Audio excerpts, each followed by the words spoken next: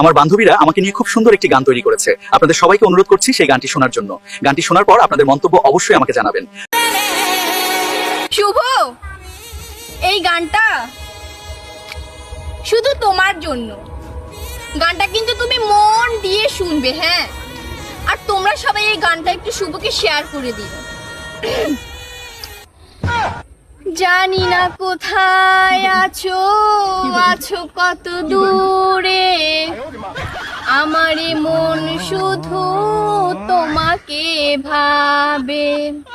শুভ, যদি পারো সামনে এসো, কাছে এসে ভালোবাসো, যদি পারো আমায় কাছে নাও।